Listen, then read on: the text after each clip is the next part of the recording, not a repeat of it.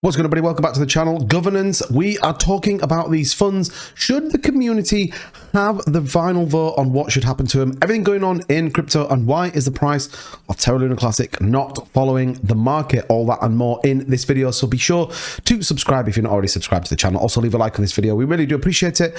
And before we get into the video, a quick word from our sponsor. So BingX is currently sponsoring the channel. They are a social trading network. You can buy all your latest cryptocurrencies on there. They have everything you would need from Bitcoin, Ethereum, and every other trading pair that you could possibly want. And just by signing up in the link in the description, you are going to bag yourself $20. You can come and buy some crypto or trade on the derivatives market or using their grid trading.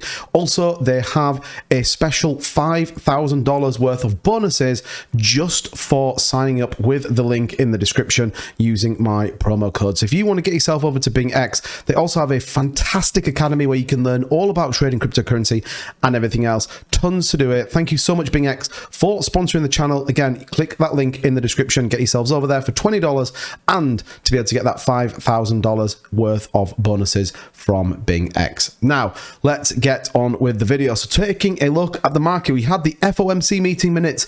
Chairman Powell came out and gave us a 75 basis point raise. We saw the market take a pretty big dump on the back of it. It did try and move. It did try and support the 20,700 Bitcoin, but unfortunately, it didn't win. The bears pulled us back down. 990 billion is the current market cap, down 2.44%. Bitcoin 20,100. If we take a look into Terra Luna Classic, it has followed a very similar pattern, albeit slightly more aggressive than the rest. You can see here we are at the 2138 level, down 8.5%. Market cap 1.4 billion, volume 335. Now I want to context this a little bit because although the price is going down, bear in mind when we have these Binance burns for Terra Luna Classic, it's not necessarily a bad thing. Again, if the short term, yes, it's not great for anyone who is looking just to flip this for a quick amount of money, but for those of us that are in this for the long haul, for those of us that have our coins locked on the staking platform, then do you know what? I'm okay with it. I'm totally okay with it because it does mean we will burn a significant amount. And again,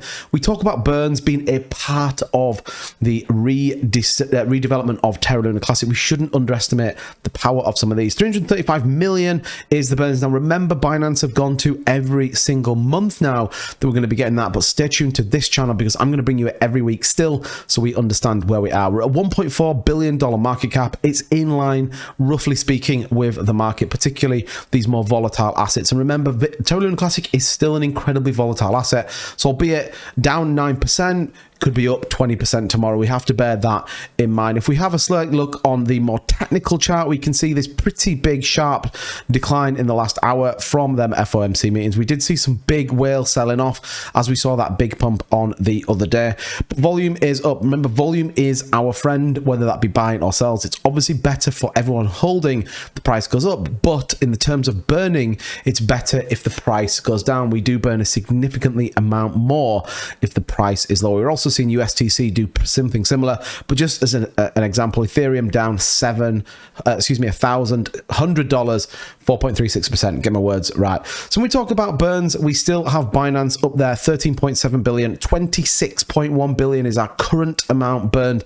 Now, what is interesting is we are starting to both see governance from our community validators and equally validators burning Luna Classic. Now, again, you can see the Luna Classic burn Blaze portal. Remember, that is just a facility to connect your Terra Station wallet and burn. Doesn't necessarily mean they are specifically doing it. We can see Binance users coming through as well as other people doing it. You can see there's some of the validators coming through. CoinIn still doing it. SAP is still burning across there. You can see the Porcupine and everything else. So we still are burning a significant amount, but we have to get volume up. Now, talking about volume, we can move over here, and it's a couple of interesting things over on the Terra Station I wanted to show you. We did obviously see this big spike where we saw people moving our funds over to Terra Station. It has unfortunately plateaued back out, albeit slightly more than we were at before. A couple of interesting points. The community pool is funding nicely. We talked about this on my live stream last night.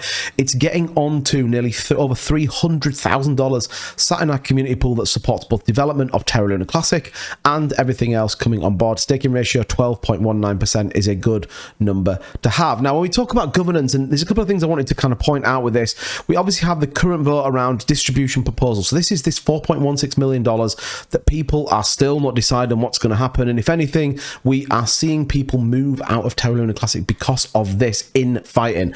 And whenever people kind of get on this, it does wonders for people's channels and views, and people talking about how Terra Luna Classic's got infighting and people leaving, etc. What is interesting is we can see how our validators are voting. So we can see quite a lot of the validators still haven't voted, the big ones particularly. We can also see who has validators and who has voted particularly on these proposals. So this one is that, do you agree that community assets should always be distributed by on-chain voting through Terra Luna Classic governance proposal system? By voting yes to this proposal, you are agreeing that the distribution of funds has to be done via on-chain voting. I think some things this is right, in other things we need to move quickly. We have developers on our blockchain who are not being paid for the work they have done. Let's be clear about this. People have made a significant amount of money from where this first was to even right now at the point of which this video goes out in terms of the price. So should they get rewarded or paid? Absolutely. Do we want to continue the development of it? Yes. Does that need to go to a community vote? I'm not sure. I think a board of consensus or something like that that can move some of these through quite quick, I think is probably where we're at. At the end of the day, Classy Crypto made a really good point. We're arguing over $4 million on a $1.4 billion blockchain. I think we have to put context in there. So kind of wait and see. Ultimately, we need to get through this level of turbulence, this level of a little bit of kind of disillusion in terms of some of the team and some of the investors come out of the other side. But what an opportunity for me right now if I'm holding and I'm staking, because for me, the volume is still on the way up, which means our burns are going to be more and it means our staking rewards should be better. But let me know what you think in the comments down below. The market taking a big dump. We'll be talking about it all on my live stream a little bit later. Let me know what you think in the comments. Thank you for watching, and I'll see you in the next one.